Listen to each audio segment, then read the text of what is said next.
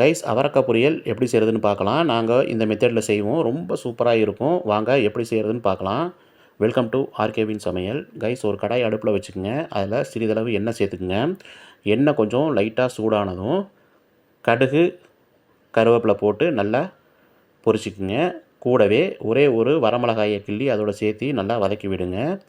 கொஞ்சம் நல்லா வதங்கினது பிறகு ஒரு பெரிய வெங்காயத்தை இந்த மாதிரி பொடி பொடியாக நறுக்கி அதோட சேர்த்து நல்லா வதக்கிக்கிங்க.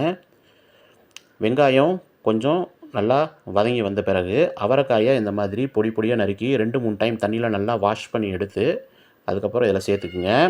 சிறிதளவு அதில் உப்பு சேர்த்தி நல்லா பிரட்டி விடுங்க. அவரைக்காய் வந்து வேகிறதுக்கு கொஞ்சம் டைம் பிடிக்கும். அதனால் அவரைக்காய் வணக்கும்போது கொஞ்சம் பொறுமையாக நம்ம செய்யணும். அவ்வளோதான். லைட்டாக அதில் மஞ்சத்தூள் சேர்த்துக்குங்க. மஞ்சத்தூள் சேர்த்து நல்லா பிரட்டி விடுங்க. இதில் இடையில லைட்டாக கொஞ்சம் தண்ணி சேர்த்து இதை வேக வைக்கணும். அப்போ தான் கொஞ்சம் நல்லா சீக்கிரம் அவரைக்காய் வேகும். நல்லா பிரட்டி விடுங்க. இந்த மஞ்சத்தூள், உப்பு, தண்ணி எல்லாம் சேர்ந்து கொஞ்சம் நல்லா வேக ஆரம்பிக்கும். ஒரு மூடி போட்டு நம்ம மூடி வச்சிடலாம். கொஞ்சம் நேரம் கழித்து பார்க்கலாம். பாருங்கள், அவரைக்காய் கொஞ்சம் நல்லா வேக ஆரம்பிச்சிருச்சு. இந்த டைமில் மிளகாத்தூள் 1 ஸ்பூன் அளவுக்கு சேர்த்துக்குங்க. கொஞ்சோண்டு கறி மசால் பொடி சேர்த்துக்குங்க. சேர்த்து நல்லா பிரட்டி விடுங்க. எல்லா பக்கமும் நல்லா பரவுற மாதிரி இந்த அவரைக்காயை நல்லா பிரட்டி விடுங்க. இன்னும் கொஞ்சம் நல்லா வேகணும். இப்போ தான் தண்ணி விட ஆரம்பிச்சிருக்குது. தேவைப்பட்டால் கொஞ்சம் தண்ணி சேர்த்துக்குங்க. தண்ணி சேர்த்து நல்லா வேக விடுங்க. இன்னும் கொஞ்சம் நல்லா அவரைக்காய் வெந்து வரணும். இப்போ மூடியை வச்சு நம்ம மூடிடலாம். கொஞ்ச நேரம் கழிச்சு திறந்து பார்க்கலாம். பாருங்கள், அவரைக்காய் கொஞ்சம் நல்லா வேக ஆரம்பிச்சிருச்சு. இந்த டைமில் மல்லித்தூள் கொஞ்சம் சேர்த்துக்குங்க. 1 ஸ்பூன் அளவுக்கு சேர்த்துக்குங்க, போதும். நல்லா பிரட்டி விடுங்க. ஏற்கனவே நீங்கள் கறி மசால் பொடி சேர்த்துருக்கறனால மல்லித்தூள் கொஞ்சம் கம்மியாக சேர்த்துக்குங்க. இரண்டுமே காரம் தான்.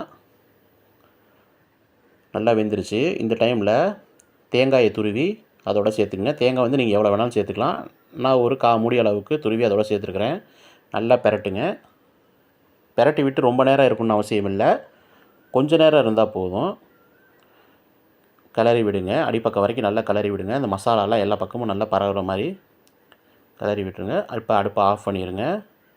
போதும். இந்த சூட்லேயே இருந்தால் போதும். அவ்வளோதான் கைஸ்.